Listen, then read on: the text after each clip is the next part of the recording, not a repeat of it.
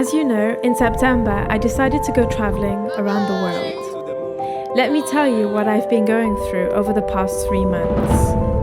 I took many trains to cross France and Switzerland. I stopped in Vienna, Austria.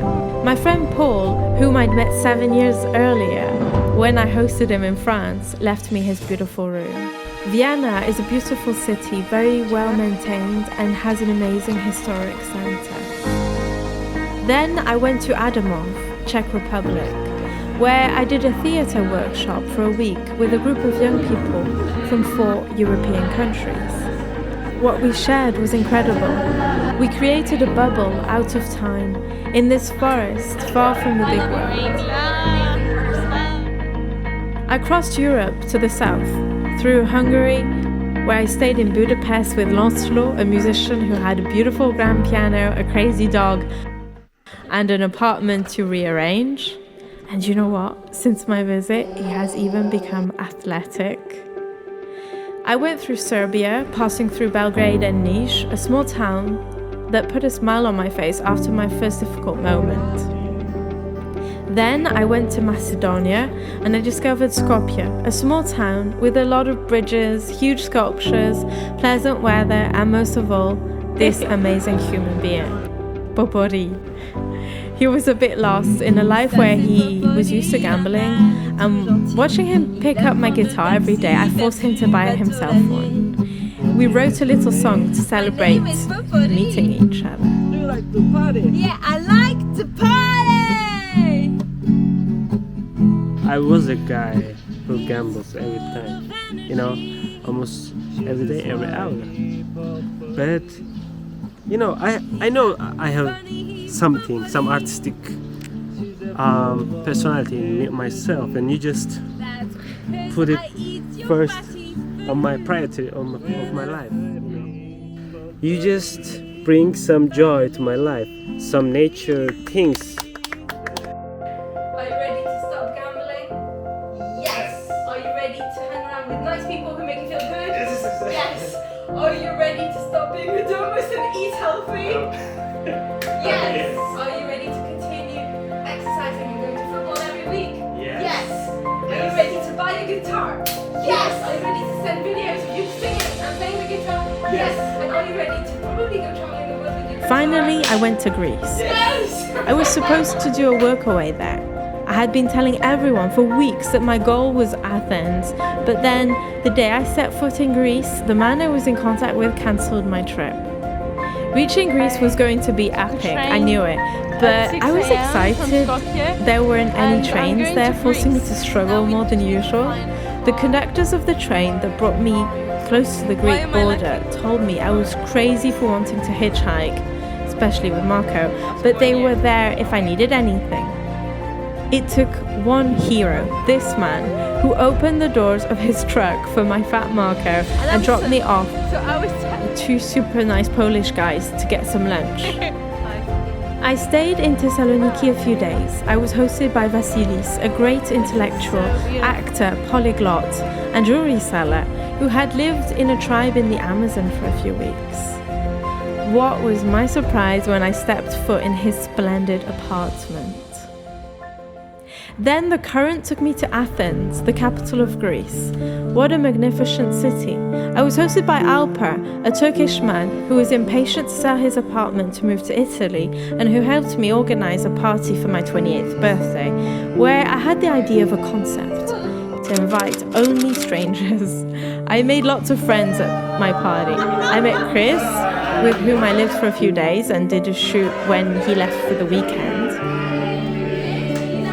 Then Nikos, a very respectful and kind person, sometimes a little chained to his professional life, but who loves adrenaline, like riding motorcycles and motocross, while his protective surroundings encourage him to stop. This young man even managed to make me want to drive when it was my phobia. Finally, I met Yi, the soul of an artist with whom I am about to spend a week at Arta, his hometown in the countryside. I escaped the winter weather and took a flight to Aqaba, in the south of Jordan, by the Red Sea. I worked for Jihad, found on Workaway. Je m'appelle Jihad, je suis jordanienne, j'habite à Aqaba. From what I understood, I was going to give language lessons in exchange for accommodation and food. But this trip exceeded my expectations by billions of miles. My host had such a sense of hospitality. He asked me what I wanted to do, handing me a list he had written suggesting activities. We became inseparable.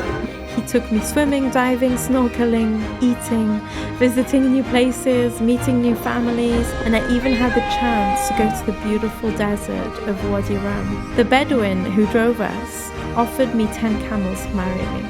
I upped the ante by asking for 20 camels, and he agreed, adding a horse. Jihad was holding water without realizing it, so I made a deal with him to stop eating fish and meat while I was there. I told him I would make him vegetarian meals. Not only did he accept, but he developed a taste for it. One day, shortly before I left, he said at a meal with his friends, "I'm a vegetarian." Everyone laughed at him, but he was sure of his choice. He wanted to take care of his body, and he went from looking like this to this. Jihad is a teacher in the school. He teaches music and English. We'd had a lot of conversations around the environment because I was devastated to see so much garbage on the beach, plastic in the sea, and supermarkets giving out dozens of plastic bags to every customer.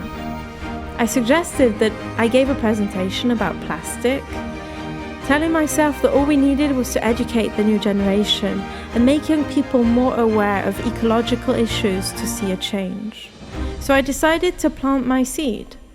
And what a joy when they took turns standing up to thank me and to say what they were going to do to improve the situation at their level.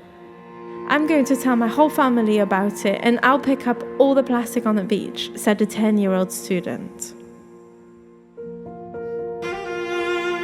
In my old life, I was worried about being late. I was stressing about the ingredient I forgot to buy, about the email I just received. I didn't talk to strangers. I didn't smile when I walked down the street, always pressed for time. I was afraid of going to a job interview, afraid of being constantly judged.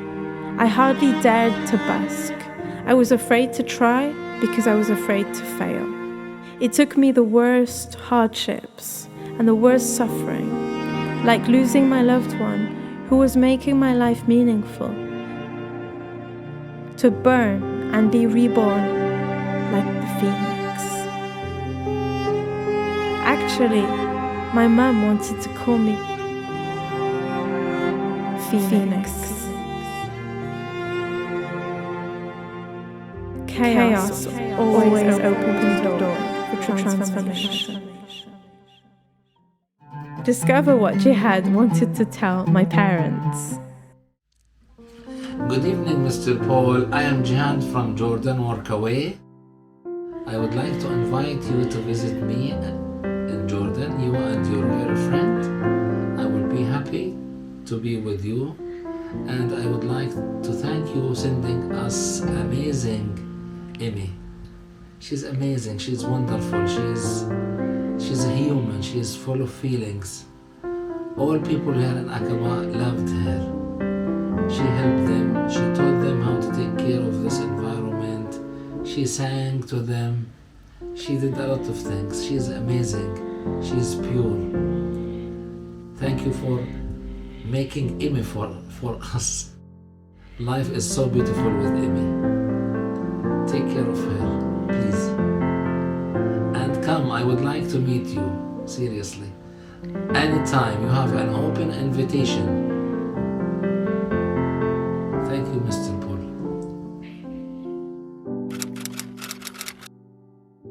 Bonsoir, je suis Jordanie, je m'appelle Jihad. Je suis un petit con. Amy told me this.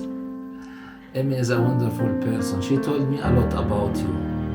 And she is such an amazing person. All people like her. She helped me in my work away. She did a lot. She gave a presentation in my school. She is so sensitive. She is so lovely. She is full of feelings. You know, I am so happy. If you want to have a wonderful life, have a life with Amy. So I want you to take care of her.